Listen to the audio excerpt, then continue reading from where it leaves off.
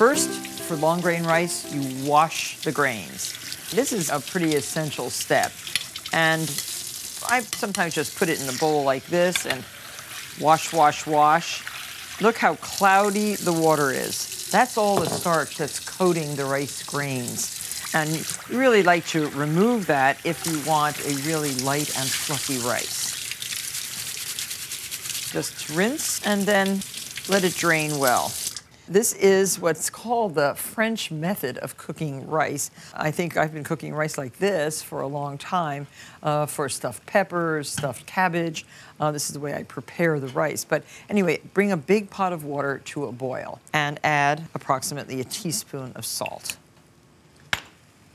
Add 1 cup of rinsed long grain rice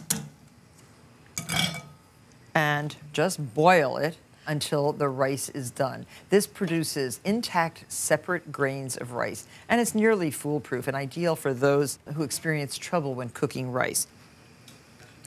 Now, this will cook for approximately 11 to 12 minutes. So this one, 11 minutes, the rice is done. I tested 1 grain, and it is perfectly cooked.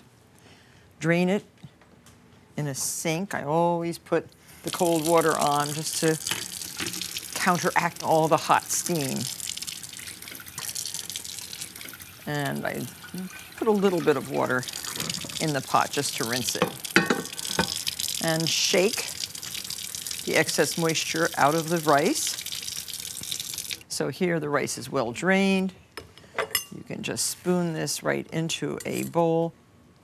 Now, if you want, you can put a tiny bit of butter here, salt, pepper, and it's ready to serve. Perfectly cooked, individual grains, fluffy, light, and very nice. That's the French method.